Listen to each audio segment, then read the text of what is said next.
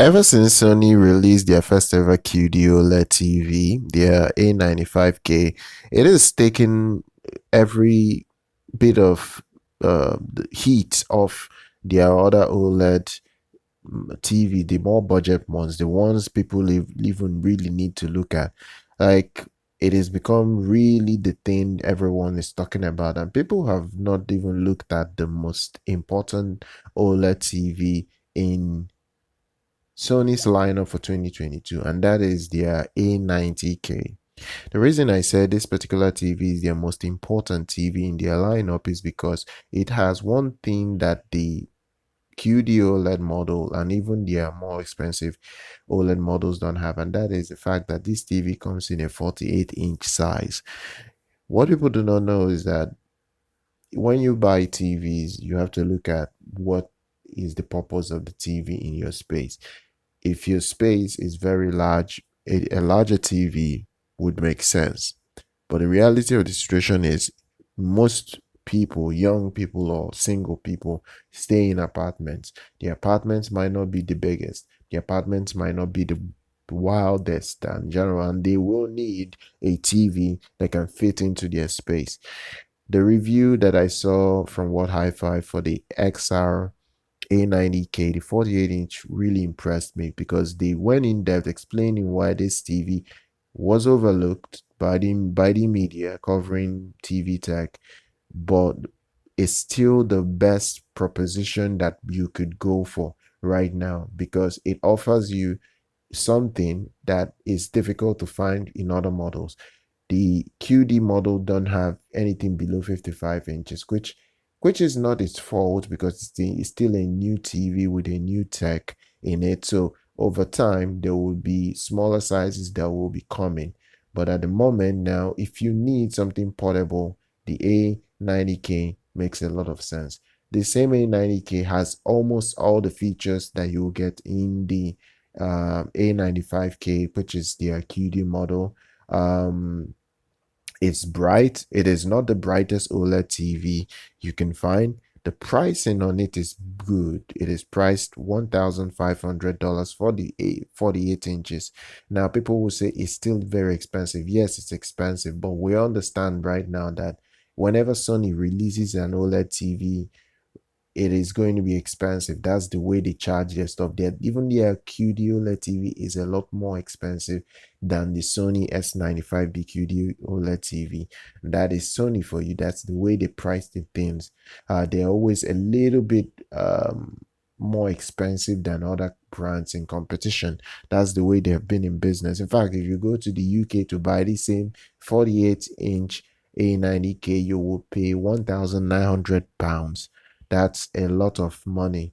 And the review even stated that it's a lot because it's going to rival the 48-inch model from LG, which is their C2. And the C2 and this A90K, they pretty much share the same panel because Sony still works with LG. They still get panels from LG at the moment. Maybe that can change in the future, but at the moment they're still getting panels from LG. So that's what's happening. $1,500 is what the price will be for the A90K, and it isn't bad. But one thing you do get, the design on this TV is fantastic. It has a very slim black bezel that it's coming with, very slim. It will fit on the wall if you want to wall mount it. It can fit on your table because it's very slim. It doesn't have that large bulking look to it. In general, it really does look very modern at best. It has a very low profile. It still gives you all the top connection that you need in terms of it comes with two USB ports. It has an Ethernet socket. It has an optical output. It has four HDMI outputs, which is really nice. It does have support for Google Assistant, so you can control the TV if you want to. You have a lot. Now, when you compare it against the A90 A95K, that's the QD OLED TV. The A90K has two HDMI sockets, HDMI 2.0 socket and two HDMI 2.1 socket. Now that's something that it has. Now, the other thing again is that the connections at the back supports things like 4K at 120 hertz, 120 hertz at 4K, and variable refresh rate, auto low latency mode. Um, that's what it has support for. Now, there isn't look, there isn't HGIG mode on the TV, but PS5 does have an auto HDR tone mapping for it as well. That's what it does have for PS5 if you're gaming with the TV. So it works very well for gaming as well. That's one of its top features that the review covers. Uh, Xbox PS5 works very seamlessly with it. And the only other thing is that, at least the downside that it has, is that it doesn't have Dolby Vision on game mode. It doesn't have that. That's something it lacks. So that's it. But other than that, it's still a fantastic TV. The only thing is you just don't play Dolby Vision on it, Dolby Vision gaming on it, because it will become laggy and you might not like what you're seeing.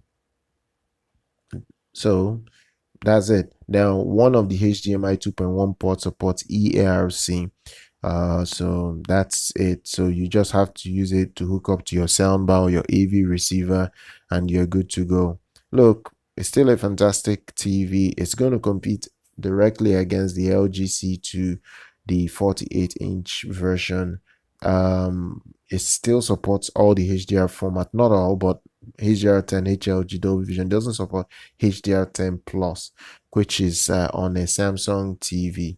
Now, you could make the case that Samsung don't have access to Dolby Vision because they've not struck a deal with Dolby. So you could make that case. Okay, Samsung has that format that they want to use to contend with Dolby Atmos. Sorry, Dolby Vision, but it's not still everywhere just yet. So that's the thing. That's the review. They said the picture performance on it is very, very good. The picture performance on it is good. It might not be as bright as the A95K, that is a QD OLED TV tech, but it is good enough for most thing you are doing in the home. Just don't leave the window too bright. That's the only thing, because it's not the brightest OLED TV. Like I said, it supports regular 4K Dolby Vision, so you will be able to enjoy Dolby Vision content without any issue whatsoever. So look, it's a well-made TV. Everything is really, really cool about the way they made it. It has currently a good review from what Hi-Fi is saying. Look, go out there and purchase it, but their main gripe is the price, because you have to look at other brands. What are they selling? What's their price? So that's it. That's really it. So I will leave all the details for this TV. If you're interested, you could pick it up. Like I said, price for it is $1,500. It's not cheap, so you have to spend the money to get it if you're interested. So I'll leave everything you need in the description. If you want to check it out, subscribe to the channel. I will see you guys very much next time.